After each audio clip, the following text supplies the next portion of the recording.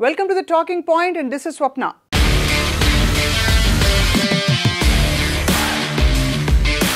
కల్కి సినిమా పుణ్యమా అని అశ్వత్థామ గురించి అందరికీ తెలిసిపోయింది. అశ్వత్థామ చిరంజీవి అని, మహాభారత కాలం నుంచి ఇప్పటిదాకా బ్రతికే ఉన్నారు అని అర్థమైంది. కలియుగాంతం దాకా ఇటువంటి చిరంజీవులు బ్రతికి ఉంటారు అని కూడా తేల్చి చెప్పారు.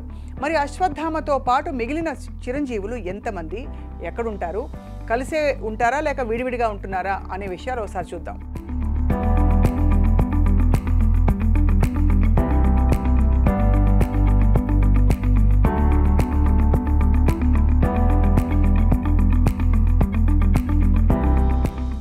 పురాణాల ప్రకారం మొత్తం 7 చిరంజీవులు ఉన్నారనమాట. వీరిని సప్త చిరంజీవులు అని పిలుస్తారు. ఇందులో ఆఫ్కోర్స్ మన మెగాస్టార్ చిరంజీవి గారు లేరని గుర్తుంచుకోవాలి.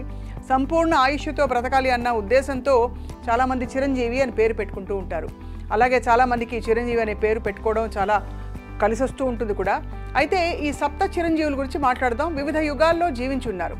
కృతయుగం, త్రేతాయుగం, ద్వాపర యుగం, ఇలా వివిధ యుగాల్లో జీవించిన చిరంజీవులు అలాగే కంటిన్యూ అయిపోయి కలియుగం చివరి దాకా జీవించాలని భగవంతుడిని ఆశిస్తూ ఉంటారు, కోరుకుంటూ ఉంటారు.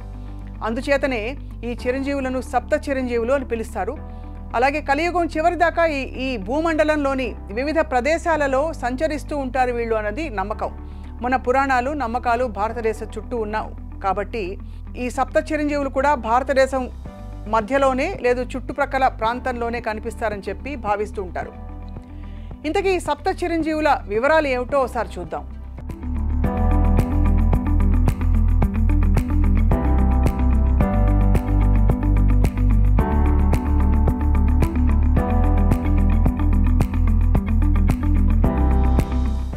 మొదటగా అశ్వత్థామను గుర్తు చేసుకుందాం.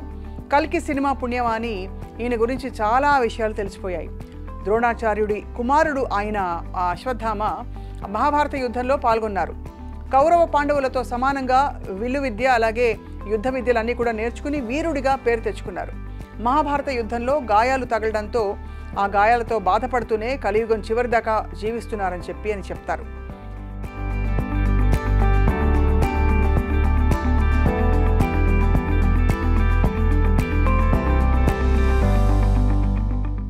ఇక మరో చిరంజీవి బలిచక్రవర్తి. దశావతారాల్లో భాగంగా వామన అవతారంలో మహావిష్ణువు ఆయన దగ్గరికి వస్తాడు. తెలుసు కదా, ఆయన దగ్గరికి వచ్చిన తర్వాత దానం చేయడంలో వెనుకంజ వేయడం బలికి అలవాటు లేదు అని తెలుస్తుంది. అందువల్ల వామనుడు వచ్చి 3 అడుగుల స్థలం కావాలి అని అడిగినప్పుడు అతను వామనుడి రూపంలోని మహావిష్ణువు తన దగ్గరికి వచ్చాడు అని పెట్టేస్తాడనమాట. తనకు కాలం దగ్గర పడింది అని తెలిసినా కూడా ఏమాత్రం వెనుకంజ వేయకుండా దానం చేస్తాడు. అప్పుడు వామనుడు తన అడుగుల్ని పెంచేసి భూమండలం అంతా కూడా 1 అడుగు, ఆకాశం అంతా మరొక అడుగు అని వేసేసి 3వ అడుగుకి స్థలం సరిపోదు కనుక అప్పుడు శిరస్సు మీద 3వ అడుగు పెట్టుకోమని చెప్పి బలిచక్రవర్తి కోరడంతో ఆయన్ని పాదంతో పాతాళానికి అలా పంపించేస్తారనమాట. కానీ బలిచక్రవర్తి గొప్పతనానికి పొంగిపోయిన శ్రీ మహావిష్ణువు ఒక వరం ప్రసాదిస్తాడు. చిరంజీవిలా కలియుగం చివరి దాకా నువ్వు ఉండవచ్చు అని వరం ఇస్తాడు. అయితే ఏడాదికి ఒకసారి తన రాజ్యమైన కేరళ ప్రాంతాన్ని చూసుకుని వస్తానని చెప్పి బలిచక్రవర్తి అన్నప్పుడు దానికి శ్రీ మహావిష్ణువు అంగీకరిస్తాడు.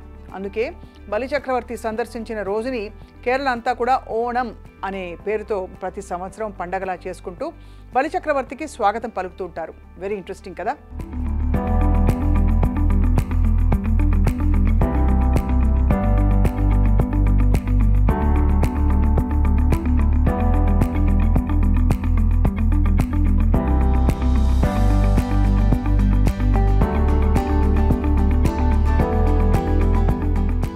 మరొక చిరంజీవి పేరు పరశురాముడు.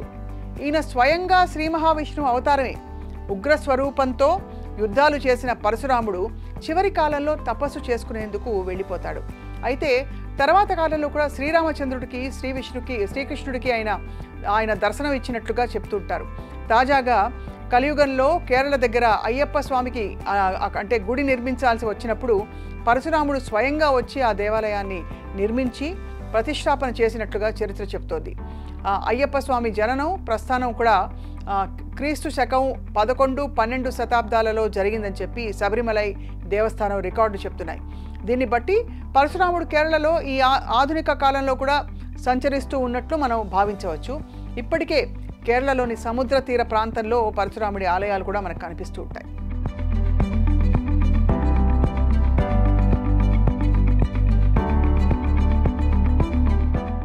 ఇక చిరంజీవి అన్న పేరుకి అసలైన సార్థకత తీసుకుని వచ్చింది మన ఆంజనేయ స్వామి. ఆ పేరు వింటేనే ఎంతో ధైర్యం, శక్తి కలుగుతాయి.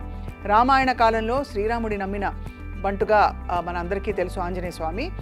4 వేదాలు, 9 వ్యాకరణాలు, సమస్త విద్యలు నేర్చుకున్నప్పటికీ కూడా చాలా వినయంతో ఒదిగి ఉండడం ఆయన గొప్పతనం.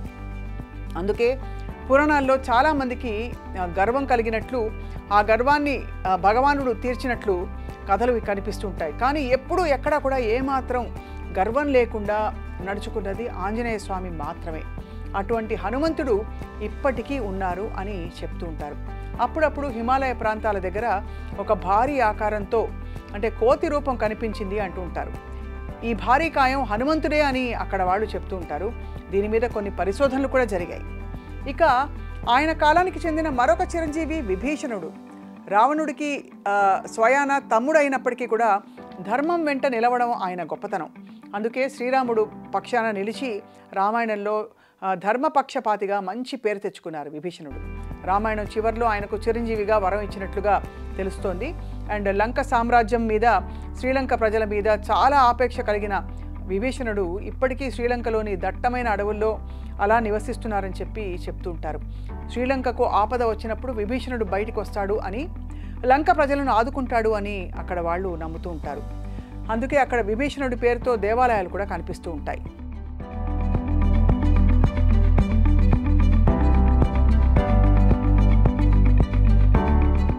ఇక భారత కాలానికి చెందిన మరో చిరంజీవి ఎవరంటే కృపాచార్యుడు. నిజానికి హస్తిన సామ్రాజ్యంలో కౌరవ పాండవులకు మొదటి గురువు ఎవరంటే కృపాచార్యుడే. ఆయన చెల్లెల పేరు కృపి. ఈ కృపి భర్త పేరు ద్రోణాచార్యుడు. ఆయన కుమారుడు అశ్వత్థామ. భార్య బిడ్డలతో కలిసి ద్రుపద మహారాజు దగ్గర ద్రోణాచార్యుడు వెళ్ళి ఉపాధి కల్పించమని అడుగుతాడు. కానీ ద్రుపదుడు హేళనతో మాట్లాడడంతో అవమాన భారంతో ఇంటికి వచ్చేసి తల్లడిల్లిపోతారనమాట. చెల్లెల ద్వారా ఈ సంగతిని తెలుసుకున్న కృపాచార్యుడు బావగారు కుటుంబాన్ని హస్తినకు తీసుకుని వస్తాడు. అండ్ విల్లు విద్యతో ఎంతో సమర్థత ఉన్న ధృతరాష్ట్ర మహారాజుకి నచ్చజెప్పి ఆ కొలువులో ఉద్యోగం ఏర్పాటు చేస్తాడు కృపాచార్యుడు. అప్పటి నుంచి మహాభారతం పూర్తయ్యేదాకా ద్రోణాచార్యుడి కుటుంబాన్ని కాపాడుతూ ఉంటాడు. చివరిలో అశ్వత్థామ గాయాల పాలై అడవిలోకి వెళ్ళినప్పుడు అనుసరించి కృపాచార్యుడు కూడా వెళ్ళాడు అని చెప్తారు.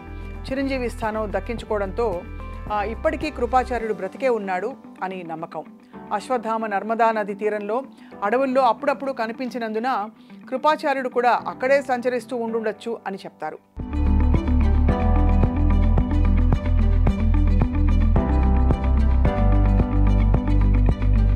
ఇక చివరి చిరంజీవి ఎవరంటే వ్యాస మహాముని.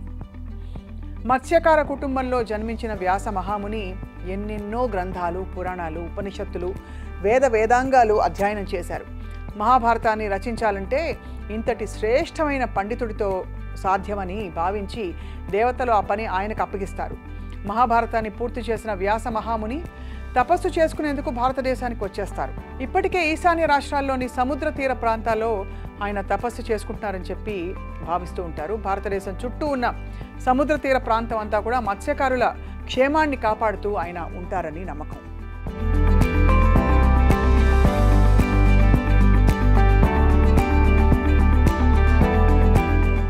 మొత్తం మీద చూసినట్లయితే సప్త చిరంజీవులు ఇప్పటికీ మన భారతదేశంలో వివిధ ప్రాంతాల్లో కొలువై ఉన్నట్లు కూడా తెలుస్తోంది. కలియుగం చివరి దాకా ఈ భూ ప్రపంచాన్ని కాపాడటానికి ఈ సప్త చిరంజీవులు కృషి చేస్తున్నారని అందరికీ అర్థమవుతుంది. అందరి నమ్మకం ఇది. Thank you all for watching this interesting talking point.